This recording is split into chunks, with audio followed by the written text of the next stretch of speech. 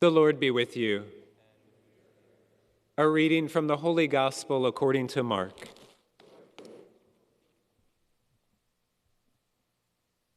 On leaving the synagogue, Jesus entered the house of Simon and Andrew with James and John.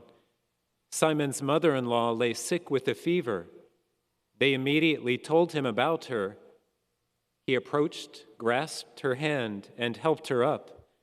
Then the fever left her, and she waited on them. When it was evening after sunset, they brought to him all who were ill or possessed by demons. The whole town was gathered at the door.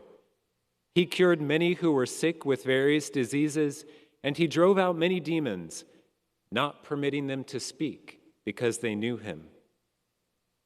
Rising very early before dawn, he left and went off to a deserted place where he prayed. Simon and those who were with him pursued him, and on finding him said, "Everyone is looking for you." He told them, "Let us go on to the nearby villages that I may preach there also. For this purpose have I come." So he went into their synagogues, preaching and driving out demons throughout the whole of Galilee.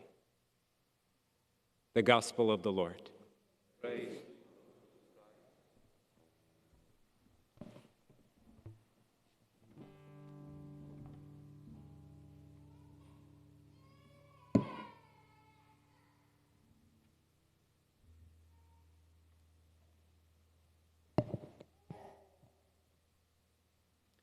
In the land of Uz, there was a blameless and upright man named Job, who feared God and avoided evil.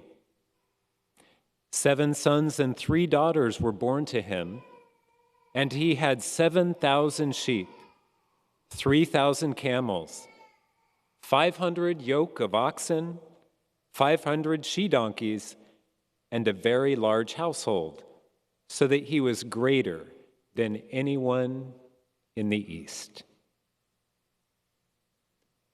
So begins the book of Job, which is one of the 7 wisdom books of the Bible.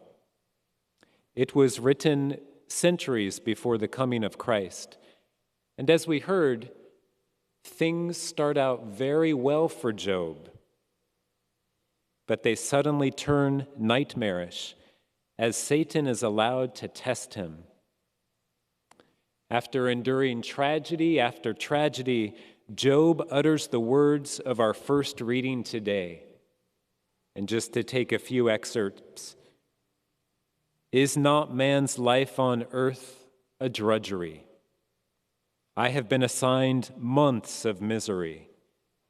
My days come to an end without hope. I shall not see happiness again."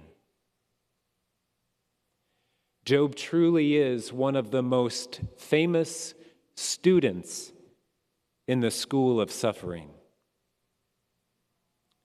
And this is a school, brothers and sisters, that we all have to go through. In a way, Job stands for each of us. Yes, our individual stories of suffering are unique, but we all do suffer, and we all experience suffering as a mystery. That is to say, we can't fully understand the why behind it, and this makes it so much more difficult to bear. Suffering so often seems to be without purpose or reason. And because of this, suffering can lure us like a trap into despair. Job seems to dance on the edge of despair in the lines we just heard. My days come to an end without hope. I shall not see happiness again. It's the voice of despair. Despair is precisely the loss of hope, and it makes suffering all the worse, many times over. It's the suffering of the soul. Brothers and sisters, We always need help to get out of despair. If you happen to be in despair these days, perhaps related to the coronavirus pandemic, but for any other reason, just a word that it takes courage to ask for help to get out of despair. Human help, divine help. The Lord does not want us to despair. It is never His will for us. You can be sure of that. It is never His will for us. There is another way. There is a way out of the despair caused by the school of suffering. In a sense, we have to become students of another school. And we might call this the school of hope. But brothers and sisters, we can't move into this school of hope until we learn a very important lesson, and it often takes us a long time and much suffering to learn this lesson. And we have to learn it again and again, even though we can state it so simply. And it's this: human hopes will ultimately disappoint us. Always.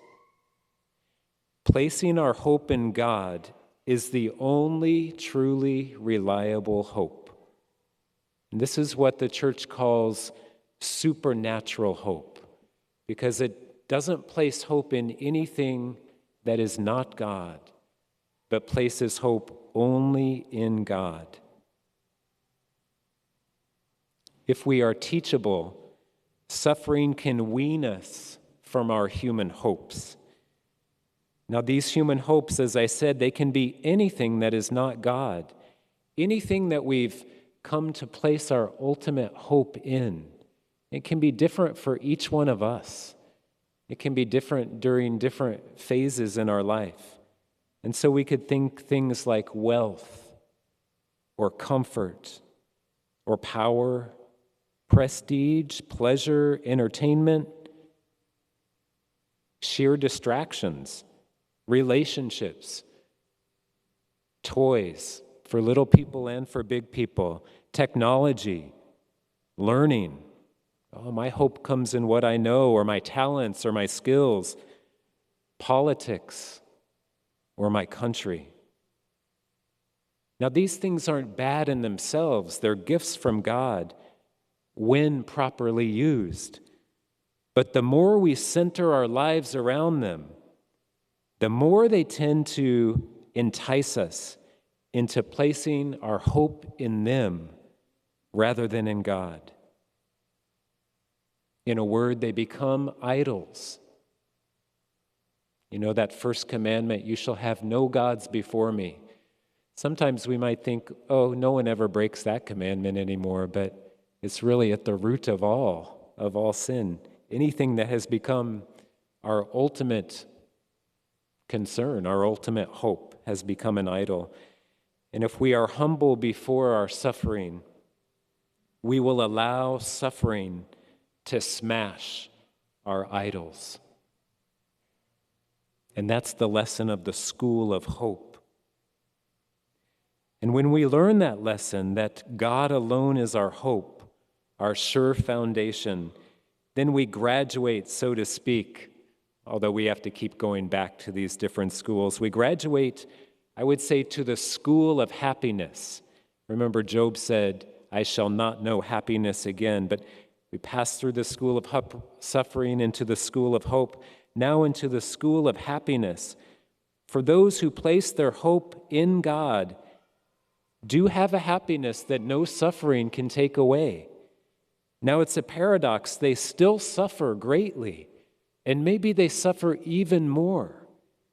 But at the same time, deep down, they have this unconquerable happiness because they are anchored in God. And I use that word anchored purposely. Hats off to all our Navy people out there, but even more so, the anchor is an ancient Christian symbol for the supernatural virtue of hope. When your soul is in turmoil, when you are tempted like Job to despair, when the waves rise and threaten you, think of an anchor, visualize an anchor of hope going down into the depths of your soul, into your spirit, below the waves, at your deepest level, uniting you there with Jesus who lives there. Sometimes it seems he is sleeping in the boat, but he's still there. Jesus is our hope, our anchor, our happiness. If you really get on that brink of despair, I counsel you to take out your rosary and just on each bead, Jesus, you are my hope. Stir up my hope. Jesus, you are my hope. And then be sure to talk to someone soon. Talk to God, but talk to people as well. Talk to a confidant, your spouse, a family member. The devil would love us to go down into the whirlpool of despair. I think Peter said something wiser than he knew in the gospel today when he said to Jesus, "Everyone is looking for you." Wow, what prophetic words, right? Everyone is looking for that indestructible hope that anchors their lives in the midst of Job-like suffering. Jesus alone is that hope. Jesus is the answer to Job. Jesus is the answer to Job. He shares the suffering of every Job, and through his death and resurrection, passed through earthly suffering to eternal happiness. It's really interesting that in our scriptures today, we hear of 3 people lying down. Job talks about the restless nights he has, and the night drags on. And the thing he most needs maybe is sleep, but he can't get it because his soul is suffering. And yet he doesn't have the energy to get up and do anything productive because he says he has no hope. It's a terrible place to be, the school of suffering represented by Job. But then Peter's mother-in-law is also laying down, sick with a bed on a fever. She would like to get up. The apostles, with hope, bring Jesus to her, and their hope is answered. And she gets up and serves them. She would represent the school of hope. And then finally, Jesus, he would represent the school of happiness. Or he stayed up late that night, didn't he? At sunset, the whole town was gathered at the door of Peter's home. And he healed them. He must have been up late, but rising very early the next morning, he goes off. And with that great happiness, as hard as his mission is, the great joy of communion with his Father, praying.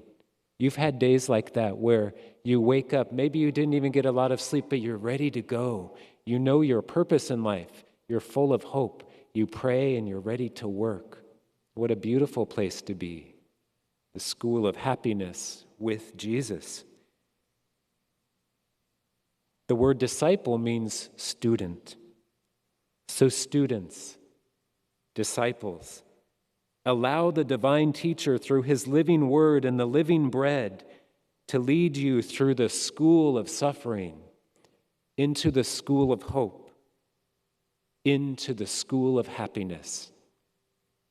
As he says in the gospel today, "For this purpose have I come, to be your hope, your indestructible